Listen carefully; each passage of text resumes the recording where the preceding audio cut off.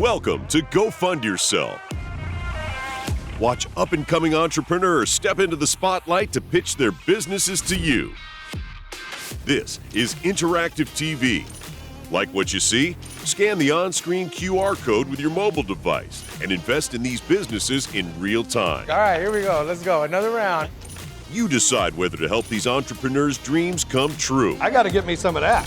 or tell them to go fund yourself. I'm in. You had me at Latino. I think there's a real opportunity there. Meet the Titans. Ready to ask the questions you, the investors, want answered. How do you make money? Creator of Go Fund Yourself, Rory Kataya. It makes sense to crowdfund something like this and get in now. Jason Waller. Can't tell you what to do, but this is a lottery ticket. David Meltzer. Things will go viral very quickly. This isn't just entertainment. Because there is a huge opportunity. With the money that you raise, what will you do with it? That's massive. Ooh, I like that. And now, it's time to go fund yourself. Today's panel of Titans includes entrepreneur, speaker, and transformational advisor Maya Komaroda, and Melissa Hibbert, the president of Beauty Founders Agency and founder of Emerge Beauty Innovation Studio. And coming to the stage now are Adam Lovingood and Richard Garcia, co-founders of Embarc Wines, a self-serve wine bar in San Francisco with 88 wines on tap. We wanted to give people a space where they could explore on their own, where they didn't have to worry about people judging their choices, and just being able to go in at your own pace, discover what you like, and enjoy it in a relaxed and elegant atmosphere. We've tried to create something that was really special for everyone.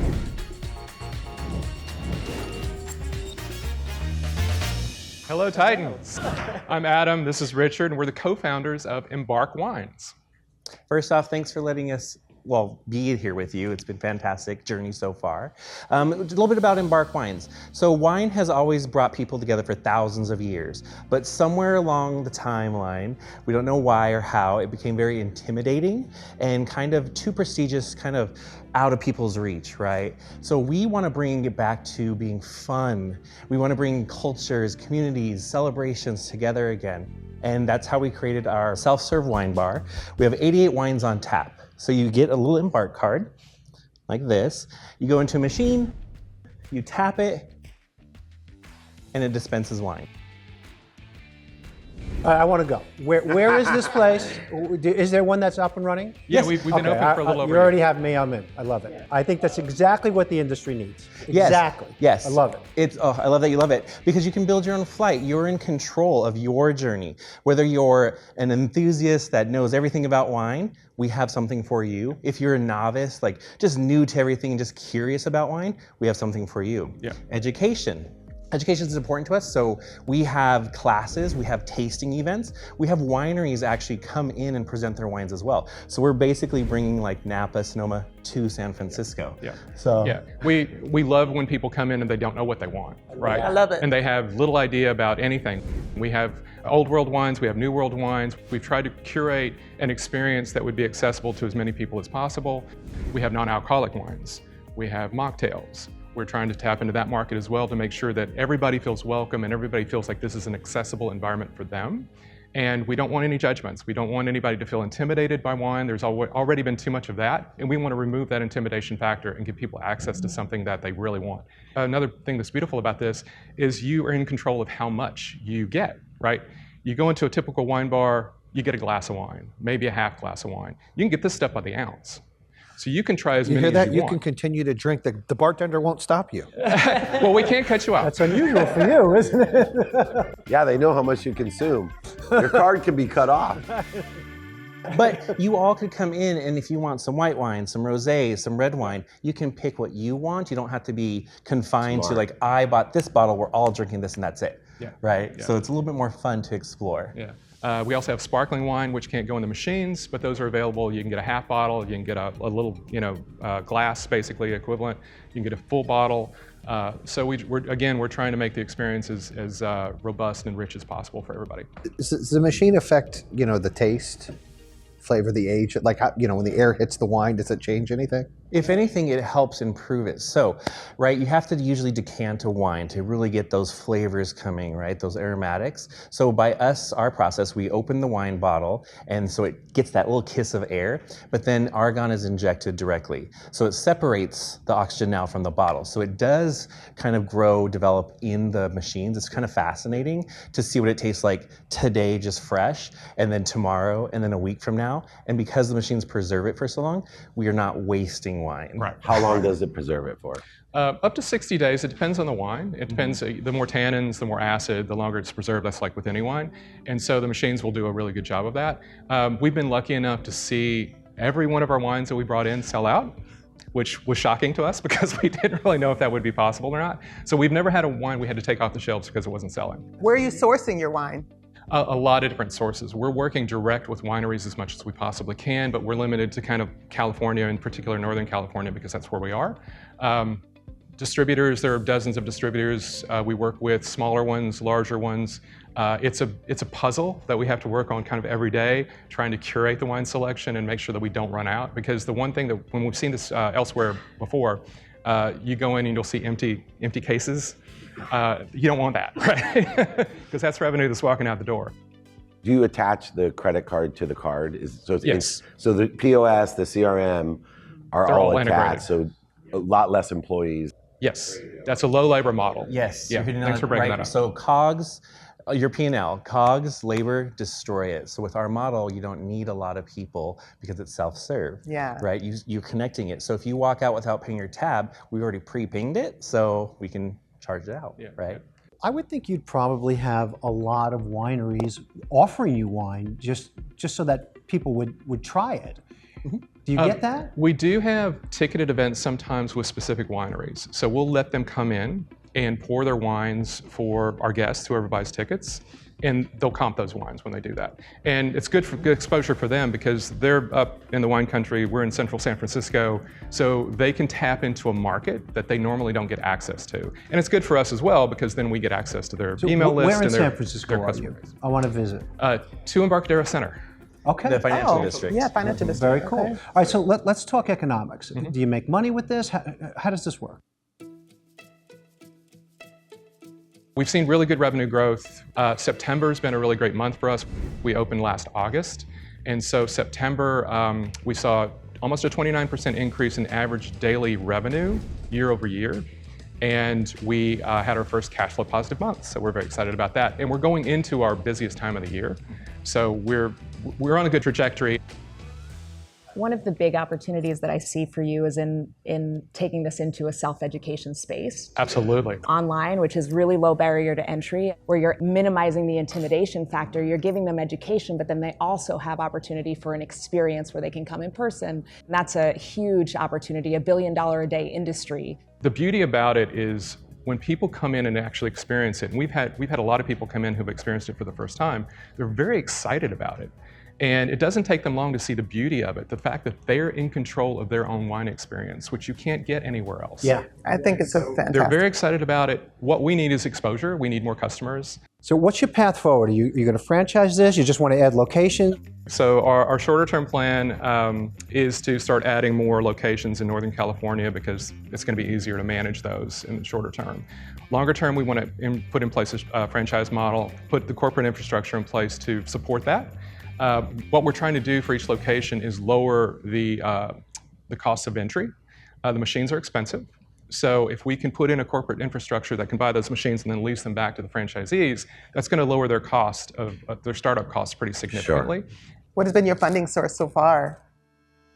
You're looking at it. Oh, so you bootstrapped. Yeah. Okay. Yes, we are business partners. We're also partners in life. So it's fully self-funded. We haven't taken out any business loans because we want to make sure it was a viable product first. Yeah. And then next step is, okay, is it actually making money? Can we pay our employee? Right? All that has to come in play first. And then now that is a true thing, it's happening. Yeah. So now it's, okay, let's get the funding for our future endeavors. Yeah. We actually kept our full-time jobs. So we're working 2 full-time jobs plus owning the bar. We just really wanted something that was ours. We wanted to take the risk. If it fails, it fails. But if it does succeed, it's really exciting, right? And so far it has. We feel like we've proven the concept. That's why we started this, and we weren't quite sure how it would go over. And we've done that, and now it's just a matter of like, and we've proven that it's a good source of revenue. We just need to ramp it up from there. How much are you guys raising? We want to raise, for the full expansion plan, it'd be $10 million. And how much is the first store? The first store was about 450. That's it. I thought it would be more. Yeah. That's pretty good. Well, it's helped that we've worked it. You know, we have other jobs, but we've put a lot of, obviously, sweat equity into the business, so that's helped keep the costs down. San Francisco is an inexpensive market, so yeah, it is surprising that we've been able to do it for that. But we've learned a lot about how to control those costs that we can pass on to additional locations. Other areas of the Bay Area aren't going to be as expensive when we do that expansion. And then if we do franchised operations into other urban areas, depending on where they are, those shouldn't be as expensive either. But we've learned a lot, and we can pass that on to the folks that franchise from us. And as a thank you for having us on, we brought one of our best-selling wines. It is a Zinfandel. What vineyard is this? Croix, C-R-O-I-X is the name of it. Fantastic. Salute, my brother. Cheers. Cheers. Jason, do not shoot this. Sip it. Sip it. Got it. No shooting. I love this. Yeah. Yeah. Right? I love this. I think this is going to be a home run for you guys. Thank you. Thank you. All right, let's do it. Let's go. You got to count out, Maury. Count them out. Three. The feedback was fantastic. The questions were great, challenging us, making sure that we know what we're talking about, and seeing the reception. I personally think it was great. Nice. Nice. Great idea. Appreciate it. Great idea. Thank you. Yes, we love that. Coming up. Thank you so much. Fantastic idea. The response today was further evidence that we're onto something, and that this is the future of how people are going to experience wine. And no matter what happens today, we're going to continue building that. I think it's a fantastic business model. They've really thought about it all and are still flexible enough to iterate as they grow. I can see this really taking off on the franchise side. Like they get this set up, like you said, for $450 to build this out. You're charging $150 or $200 for a franchise fee. Then they're getting invested in that. Like this is the home run. Yeah. This is such a home run for a franchise. We hit the red button. That's not that we don't do that often. Yeah, no, It was good. absolutely. These guys have something, and I want to be part of it. Me too. Yeah, absolutely. So I think Embarc Wines is a new and fun way to use wine, like a vending machine, basically. I am surprised that something like this hasn't been a thing. Like, to me, it just makes sense. It leans on towards the future more. I like it. Yeah, it's fun. Don't forget, go fund yourself. Returning as guest titans for this next presentation are Mayako Murota, and joining our panel is Senior Retail Executive and Consumer Goods Tastemaker Freddie Cameron. And here with a plan to change the way we think of power distribution is David Schell, founder of Volt FMP. We've handled power distribution the same way since Tesla and Edison. I mean, it's for 100 years, we haven't changed it up. This product actually handles power distribution so different, so it's a very exciting technology.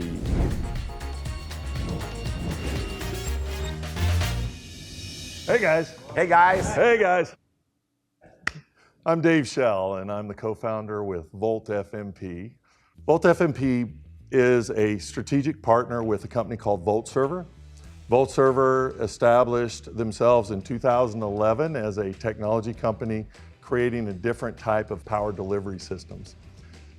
In 2014, they went to the telco market space, and they have focused over the last 12 years almost exclusively on lighting up antennas and the gear at the top of the cellular towers and the mobile systems.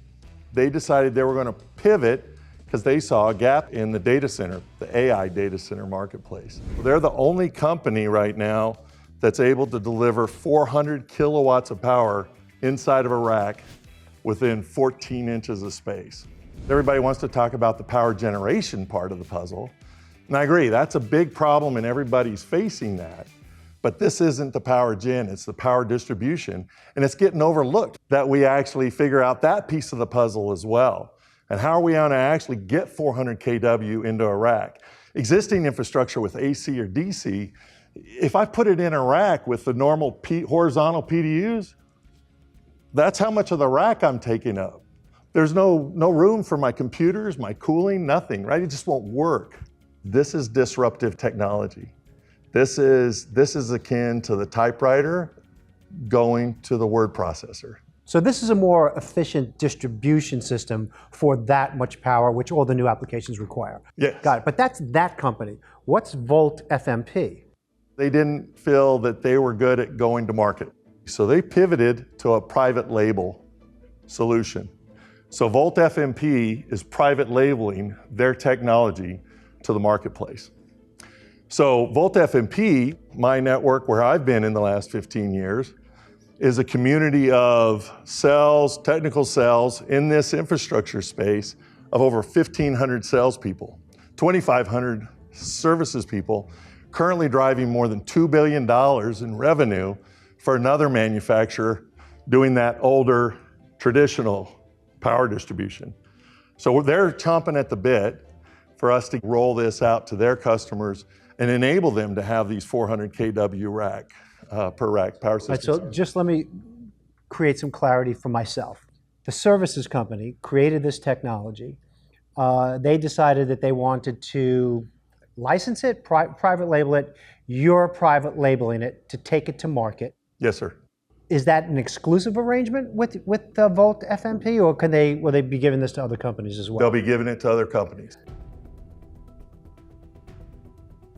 They have 4 other private label companies today that are already in existence. Where we do have our exclusivity is in that channel. The data center. So you do have exclusivity for data centers, but not data centers, but those 1,500 salespeople driving over $2 billion. Selling something else that they'll replace with this. Well, I don't know if they'll replace it, but they'll add it. It's a network of salespeople that you're tapping into. That's the channel. Yeah, very technical salespeople. They're the guys that can actually get in front of the engineer. They're the guys that can get in front of the architect, get in front of the end user and go, this is why you need this. Does anyone have a network of professionals to compete with you? No, no. You have like an inherent exclusivity if nobody already has a channel. The competitors went with the traditional, we have our own salespeople model. And so there is no other channel that's out there talking to the electrical engineers, AI architects, those guys. And they're in over 70 different territories. So 30 offices representing 70 different territories in the United States and Canada. So that's really our go-to-market strategy there. So how much are you trying to raise? $5 million over the next 18 months. There's actually 4 things I'm going to do with that. Sales enablement, it's a big piece, right? We got 1,500 people, salespeople, we got to get them dialed up. And we got to get the services guys dialed up. We need to have a great customer service experience here. The other thing we need to do is there are some, as you can imagine, the distribution logistics are important. So we need to have our infrastructure in place to do that type of distribution. And then the third thing we need is the operational discipline to be able to handle that hyper growth. And then the fourth thing is cash flow, right? If anybody's ever been on a high ride, and all you guys have, cash flow becomes a big deal because I'm purchasing it over here. And even though I got 30-day terms, I'm the guy in the middle. So I got to have the cash flow. But what do you need $5 million for? I'm trying to understand how that would be spent. It seems like you've got pretty much everything you already need. You've got access to the product. You've got a massive team of people that could sell it to their existing customer base. Right. Yeah, you got to educate them on what the product is, but they know how to get educated on product. They do it every day. So what is it that you need the money for? Yeah, so by 2027, when we're really getting this thing up and launched, my modeling says I got about a $2.5 to $3 million cash flow issue. But why? What's in the model? He has to buy inventory is what I heard. Yeah. Well, he's got terms on inventory. 30 days. But he wants to cover 30-day. So we're looking at a 60 to 90-day DSO. Needs a runway. I just don't want to get behind that curve. I've been there before, and I don't want to be behind it. My modeling says if I'm running a 60-day DSO and I got 30-day terms. But you could finance that. You're absolutely right. Why would you give away equity, I guess? Good question. And the thing is because I think that if we actually get investors involved, that hyper growth is going to happen. That's a lot better for me than just going out and getting a loan from my bank. Because you're going to be a bigger company now, do you have to hire? Oh yeah. If we're hitting the hyper growth that this thing looks like it's going to hit, we need to bring a CEO that's experienced hyper growth. I mean, Jason, if you want a job, just let me know. So, Don't know. I mean, it sounds exciting. We'd have to see how much of that's $5 million can we pay. What's the long-term vision of the company? So I'm convinced in 3 to 5 years, Dell's going to be trying to come into this marketplace. HP is going to be coming into a marketplace. There will be a lot of big multi-billion-dollar companies going like, yeah, I want to have this powered by Volt server solution inside their product set. And those guys are going to come to the market, and I want to be positioned at that point in time to where they go, let's not build it ourselves, let's just come in and acquire Volt FMP, and we take it to the next stage. They're going to have to stand it up, or they're going to have to do an acquisition. I'm betting on the acquisition. Got it, okay. And even if not, I think it's an extremely profitable company, even if it doesn't become that. What's your revenue projection? Our revenue projections on year one, which would be next year, are around 600,000 just out of the gate. That's because the product's coming to the market at Q2, so we get about a half year to start our play. And then it goes all the way to $10 million just because they're bringing in their inventory. And then in year 5, if we're really super conservative, I'm like a $15 to $20 million company just on a linear curve, no hockey stick. So I admire the fact that you've done a hell of a lot of homework before you came on this show. I'm extremely grateful for you guys. I think what you've done here, thank you for doing that, just giving us a platform. Thank you very much. Yeah, thank you. This is actually an invitation, not an obligation, to anybody that wants to play with us and be an investor with Volt FMP. We are on the launch pad and we're going to go through the roof. So hopefully you want to be a part of the Volt FMP experience. I know I'm really excited to be here. So scan that QR code. What I really like about the business is that there's no BS about what he has and what he doesn't have. He has an existing channel with existing salespeople and service people, and he has a better product to sell into that quickly growing channel. I think it's a really easy, simple business model and a good investment that has a back-end lottery ticket to it. His expertise and his experience in this space makes him a good sort of a candidate to, grow his business. He has something there. He's got the channels, it's a quick exit probably, and so I think it makes it a good investment.